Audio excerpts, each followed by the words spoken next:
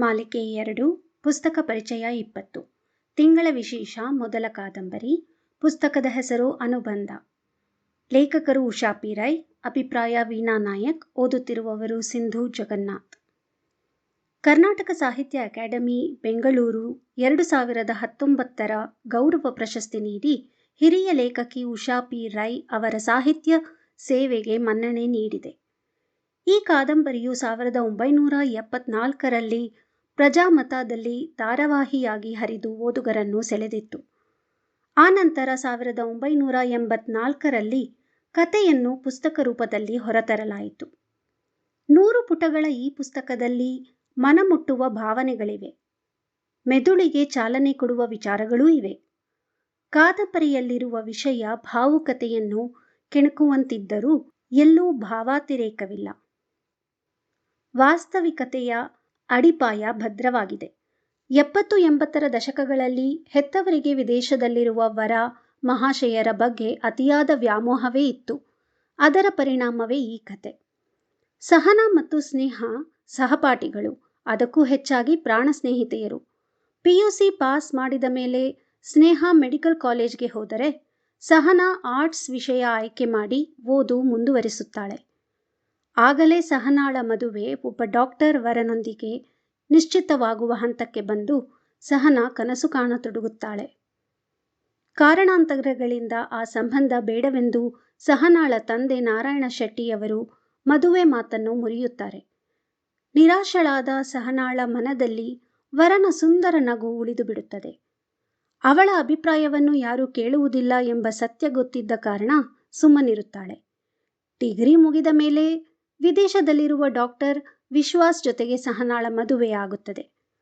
ಆಗಿನ ಪದ್ಧತಿಯಂತೆ ವಿದೇಶದಲ್ಲಿರುವ ಗಂಡು, ಅದರಲ್ಲೂ ಡಾಕ್ಟರ್ ಎಂಬ ಹೆಗ್ಗಳಿಕೆಯುಳ್ಳ ವರನಿಗೆ 2 ಲಕ್ಷ ರೂಪಾಯಿ ವರದಕ್ಷಿಣೆಯಾಗಿ ಸುರಿದು ಶೆಟ್ಟಿಯವರು ಅದ್ದೂರಿಯಾಗಿ ಮದುವೆ ಮಾಡಿ ಹೆಮ್ಮೆಯಿಂದ ಮಗಳನ್ನು ಗಂಡನ ಮನೆಗೆ ಕಳುಹಿಸುತ್ತಾರೆ. ಮರುದಿನ ಅತ್ತೆಯ ಮನೆಯಿಂದ ತವರಿಗೆ ಗಂಡನೊಂದಿಗೆ ಬಂದ ಸಹನಾಳ ಕಣ್ಣುಗಳಲ್ಲಿ ನೀರಸ ಭಾವ ಕಂಡು ಗೆಳತಿ ಸ್ನೇಹ ಚಿಂತಿತಳಾಗುತ್ತಾಳೆ. ಮಗುವಿನ ಮನಸ್ಸಿನ ಗೆಳತಿ ಸಹನಾಳಿಂದ ಅವಳ ಗಂಡನಿಗೆ ರಸಭಂಗವಾಗದಂತೆ ಜಾಗರೂಕ ವಹಿಸಲು ಕಿವಿಮಾತು ಹೇಳಿ ಉತ್ಸಾಹ ತುಂಬಿ ಕಳುಹಿಸುತ್ತಾಳೆ. ಹೀಗಿದ್ದರೂ ಪತಿ ಪತ್ನಿ ಸಂಬಂಧ ಅವರಲ್ಲಿ ಉಂಟಾಗುವುದಿಲ್ಲ. 2 ದಿನಗಳ ನಂತರ ವಿಶ್ವಾಸ್ ವಿದೇಶಕ್ಕೆ ಹೊರಡುತ್ತಾನೆ. 3 ತಿಂಗಳೊಳಗೆ ಹೆಂಡತಿಯನ್ನು ಕರೆಸಿಕೊಳ್ಳುವುದಾಗಿ ಹೇಳಿ ಹೋಗುತ್ತಾನೆ. ಆದರೆ 6 ತಿಂಗಳು ಕಳೆದರೂ ಅಳಿಯನಿಂದ ಒಂದು ಪತ್ರವೂ ಬರುವುದಿಲ್ಲ. ಅವನಿಗೆ ಬರೆದ ಪತ್ರಗಳೆಲ್ಲ ಹಿಂದಿರುಗಿ ಬಂದಾಗ ಸಹನಾಳ ತಂದೆ ತಾಯಿ ಗಾಬರಿಯಾಗುತ್ತಾರೆ. ಮುಂದೆ ವಿಶ್ವಾಸನ ಹೆತ್ತವರನ್ನು ವಿಚಾರಿಸಿದಾಗ ಆ ಮದುವೆ ಬಲವಂತದ ಮಾಘ ಸ್ನಾನವಾಗಿತ್ತೆಂದು ತಿಳಿಯುತ್ತದೆ. ಯಾವ ತಪ್ಪೂ ಮಾಡದ ಸಹನಾ ಊರಿನವರ ಮಾತಿಗೆ ಗ್ರಾಸವಾಗುತ್ತಾಳೆ. ಮನಸ್ಸಿನ ಒತ್ತಡದಿಂದ ಅವಳಿಗೆ ಉಬ್ಬಸದ ಕಾಯಿಲೆಯೂ ಶುರುವಾಗಿ ಬಹಳ ಕಾಡತೊಡಗುತ್ತದೆ.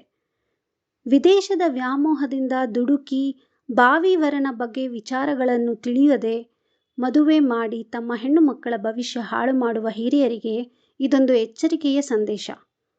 ಸಹನಾಳ ಗೆಳತಿ ಸ್ನೇಹಳ ಮದುವೆ ಸಹೋದ್ಯೋಗಿಯಾಗಿ ಇದ್ದ ಡಾಕ್ಟರ್ ಪ್ರಸನ್ನ ಅವರ ಜೊತೆಗೆ ಆಗುತ್ತದೆ. ಪ್ರಸನ್ನ ಮನೆಯಲ್ಲಿರುವ ಫೋಟೋ ಆಲ್ಬಮ್ ನೋಡುತ್ತಿದ್ದಾಗ ಸಹನಾಳ ಪತಿ ವಿಶ್ವಾಸನನ್ನು ಗುರುತಿಸುತ್ತಾನೆ. ಅವನಿಗೆ ವಿದೇಶದಲ್ಲಿಯೇ ಮೊದಲೇ ಮದುವೆಯಾಗಿ 2 ಮಕ್ಕಳಿದ್ದಾರೆ ಎಂಬ ಸತ್ಯವೂ ಹೇಳುತ್ತಾನೆ. ಈ ವಿಷಯ ಕೇಳಿದ ಮೇಲೆ ವಿವಾಹ ವಿಚ್ಛೇದನದ ಸಲಹೆ ಬಂದು ಸಹನಾ ಆ ಬಗ್ಗೆ ದೃಢವಾದ ತೀರ್ಮಾನ ತೆಗೆದುಕೊಳ್ಳಲಾಗದೆ ಕಷ್ಟಪಡುತ್ತಾಳೆ. ಸ್ನೇಹ ಮತ್ತು ಪ್ರಸನ್ನ ಇವರ ಹಾಸ್ಪಿಟಲ್ಗೆ ಆನಂದ ಎಂಬ ಅವಿವಾಹಿತ ಡಾಕ್ಟರ್ ಕೆಲಸಕ್ಕೆ ಸೇರುತ್ತಾನೆ. ಸಹನಾಳಿಗೆ ವಿಚ್ಛೇದನೆ ಸಿಕ್ಕಿದ ಮೇಲೆ ಆನಂದನ ಜೊತೆ ಮರು ಮದುವೆ ಮಾಡುವ ಯೋಚನೆ ಸ್ನೇಹಳಾತು. ಸಹನಾಳನ್ನು ಇದಕ್ಕೆ ಒಪ್ಪಿಸುತ್ತಾಳೆ. ಆದರೆ ಕತೆಗೆ ಅನಿರೀಕ್ಷಿತ ತಿರುವು ಬಂದು ಸಹನಾಳಿಗೆ ತಾನು ಕವಲು ದಾರಿಯಲ್ಲಿ ನಿಂತ ಅನುಭವವಾಗುತ್ತದೆ. ಸಾಂಪ್ರದಾಯಿಕ ಮೌಲ್ಯಗಳ ಒಲವು ಒಂದು ಕಡೆಯಾದರೆ ಹೃದಯದ ಅಪೇಕ್ಷೆ ಇನ್ನೊಂದೆಡೆ. ಆ ತಿರುವು ಯಾವುದು? ಸಹನಾ ಯಾವ ದಾರಿ ಆರಿಸಿಕೊಳ್ಳುತ್ತಾಳೆ? ಇದಕ್ಕೆಲ್ಲ ಉತ್ತರ ಕಾದಂಬರಿಯನ್ನು ಓದಿಯೇ ತಿಳಿಯುವುದು ಸೂಕ್ತ. ಧನ್ಯವಾದಗಳು.